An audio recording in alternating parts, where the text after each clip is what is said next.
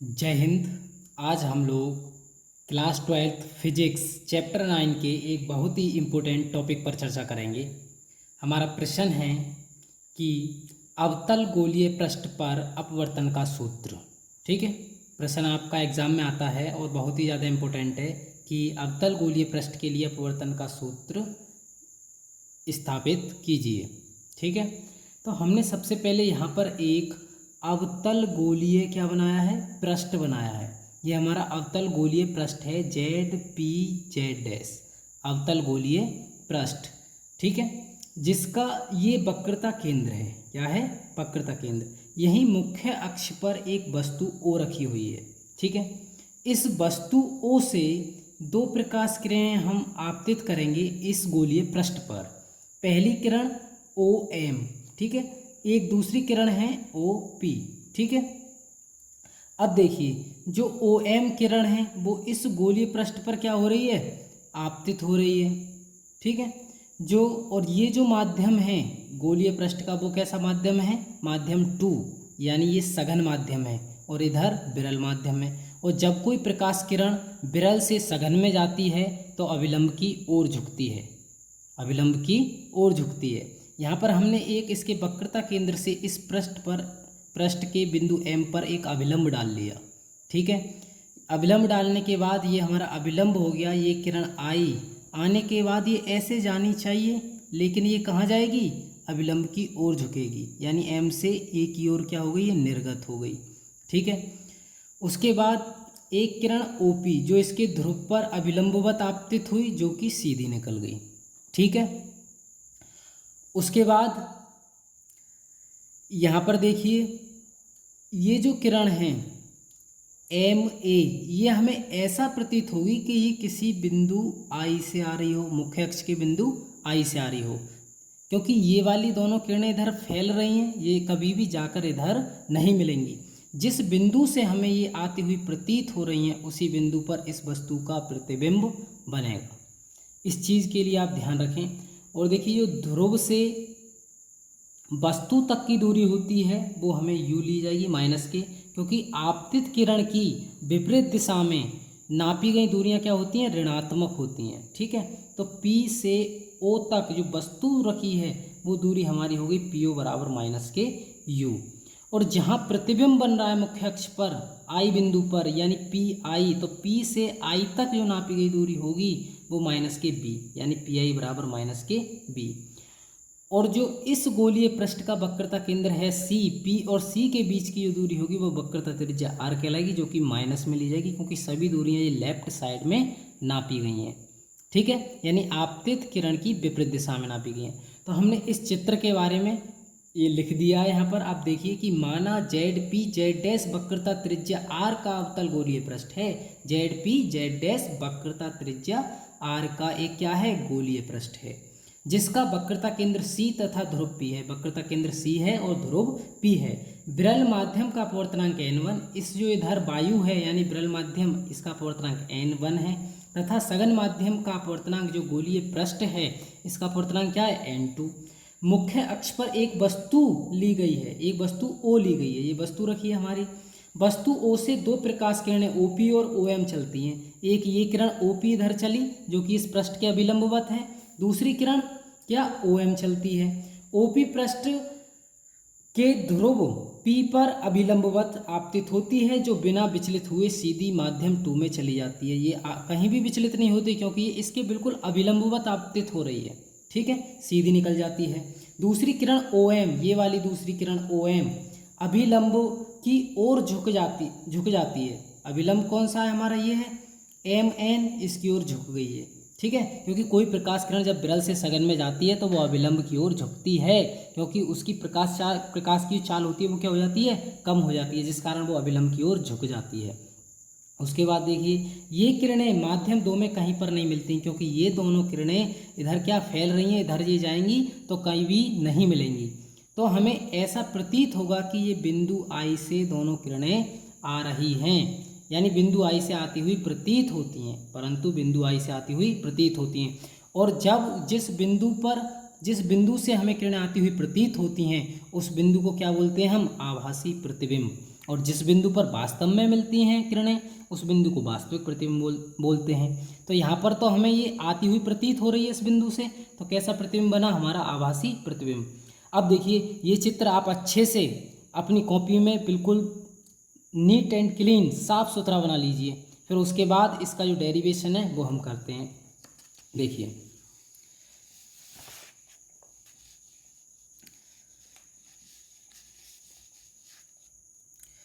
यहाँ पर देखिए इस पृष्ठ के और अभिलंब के बीच में जो आपतित किरण है, इस अभिलंब और इस पृष्ठ के बीच में जो कोण बनेगा उसको क्या बोलेंगे हम, आपतन कोण, यानी OMC। OM और ये C, ये क्या है, हमारा अभिलंब है इस पृष्ठ पर।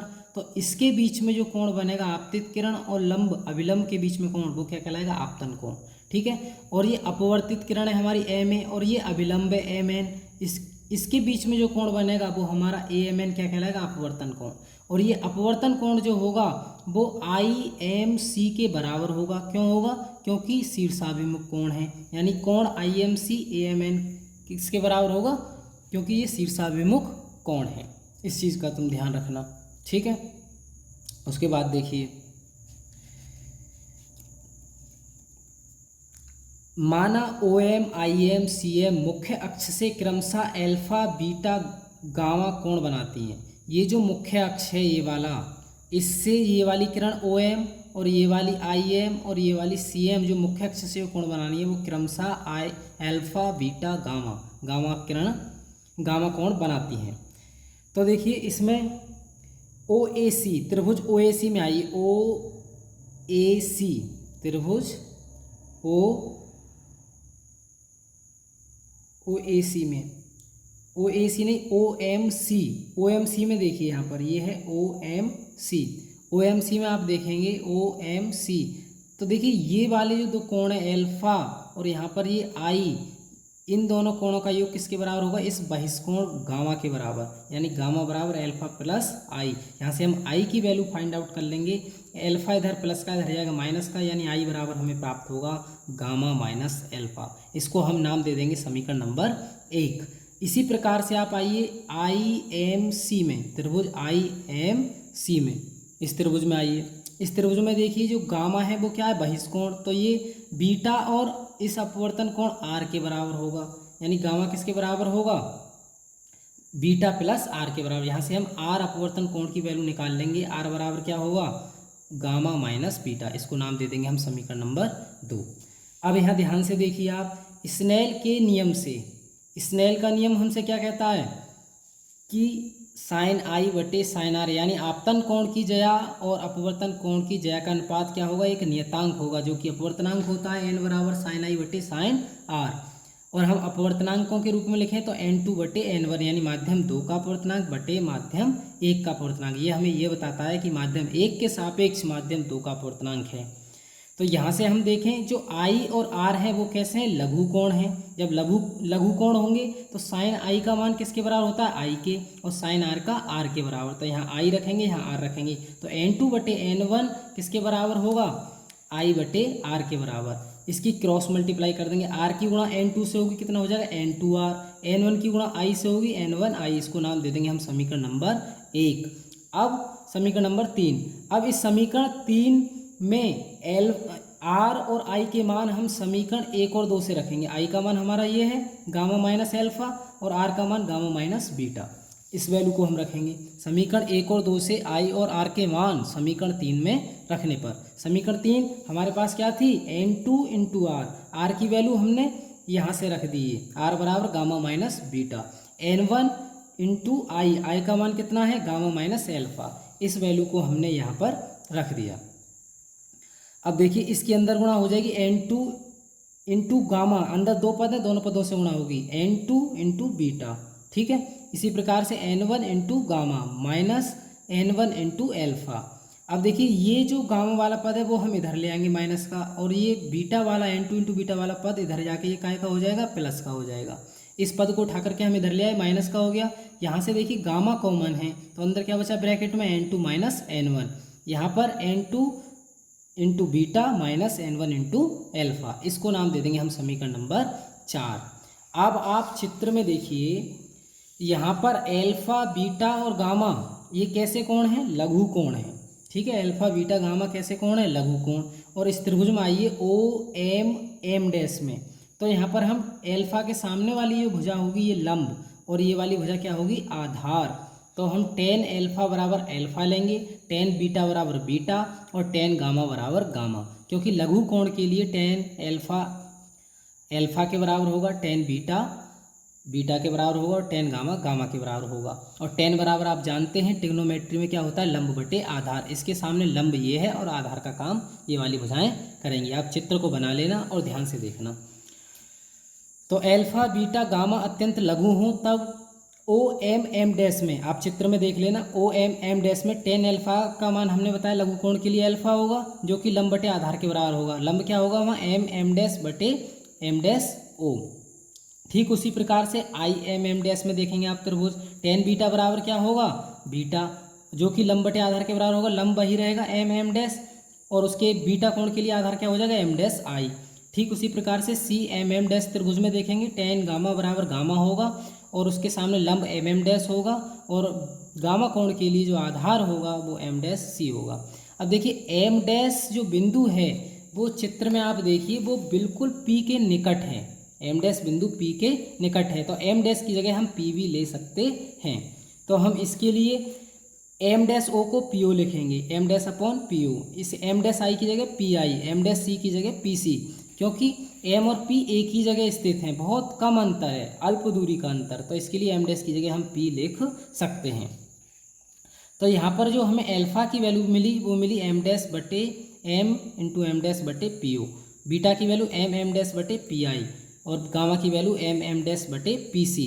अब आप ध्यान से देखिए, पी से जो ओ तक की दूरी है वो वस्तु की दूरी है माइनस यू, पी ओ बराबर माइनस यू, और पी से जो आई तक यानी प्रतिबिंब तक की दूरी माइनस बी, क्योंकि विपरीत दिशा में पी आई बराबर माइनस बी, और पी सी बराबर माइनस आर। वही वैल्यू हमने यहाँ रखी है, पी ओ बराबर माइनस यू, पी आई बराबर माइनस बी, और पी सी बराबर माइनस आर। इस एल्फा की वैल्यू और इस बीटा की और इस गामा की वैल्यू हम समीकरण नंबर 4 में अब क्या करेंगे? पुट करेंगे।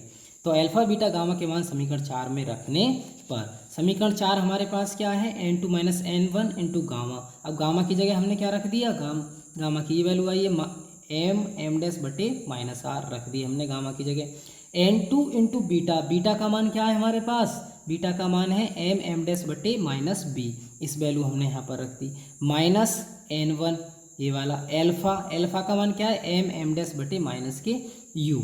अब हम क्या करेंगे? यहाँ से देखिए एम एम डैश और ये माइनस आर, ये हमने आर इधर ले लिया, ठीक है, यहाँ से क्या बचा? फिर आर इधर ले लिया तो माइनस वन।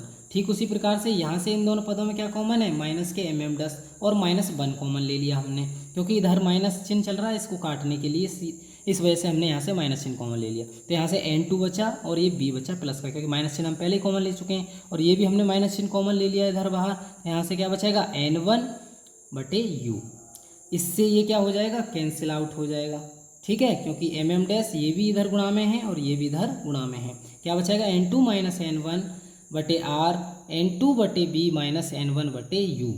तो ये हमारा अगर दोनों माध्यमों के अपवर्तनांक दिए हैं तो हमारा ये सूत्र वर्क करेगा। अगर हमें सघन माध्यम का अपवर्तनांक दिया हो केवल, तो अभी हमने पढ़ा सघन माध्यम का अपवर्तनांक क्या होता है? n2 बटे n1, ठीक है। तो जब विरल माध्यम के सापेक्ष सघन माध्यम का अपवर्तनांक n हो तो n बराबर क्या होता है? n2 बटे n1। अभी हमने ये वाली समीकरण प्राप्त की थी। इस समीकरण में हम क्या करते हैं? 1 बटे n1 से दोनों तरफ गुणा कर देते हैं, क्योंकि किसी भी समीकरण में हम कितने से भी गुणा भाग कर सकते हैं, इससे हमारी समीकरण संतुलित ही बनी रहती है। तो 1 बटे n1 से हम गुणा करेंगे इस पूरे मान में। ठीक उसी तरीके से यहाँ दो पद हैं, दोनों पदों में गुणा करेंगे। 1 बटे n1 n2 बटे बी माइनस 1 बटे n1 n1 बटे यू। अब यहाँ भी दो पद हैं तो अंदर दोनों पदों से हमें गुणा करनी होगी, n2 बटे आर और n2 बटे आर। तो यहाँ 1 बटे n1 इंटू n2 बटे आर माइनस 1 बटे n1 n1 बटे आर।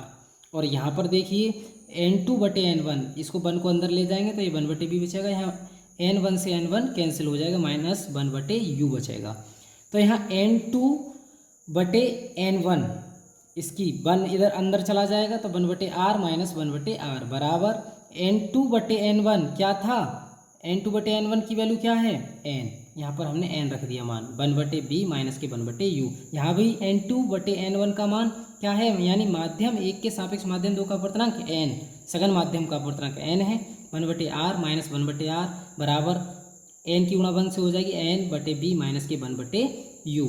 यहाँ पर देखेंगे r एलसीएम आ जाएगा तो यहाँ n एकम n और n माइनस 1/r बराबर n/b माइनस के 1/u। ये हमारा जो सूत्र है ये जब काम में आएगा जब हमारा n का मान क्या दिया हो, सघन माध्यम का अपवर्तनांक हो, यानी माध्यम 1 के सापेक्ष माध्यम 2 का अपवर्तनांक हो। b यहाँ पर क्या है, प्रतिबिंब की दूरी उस ध्रुव से, u क्या है, वस्तु की दूरी, r क्या है, उस अवतल गोलीय पृष्ठ की त्रिज्या। तो यहीं तक हमारा था ये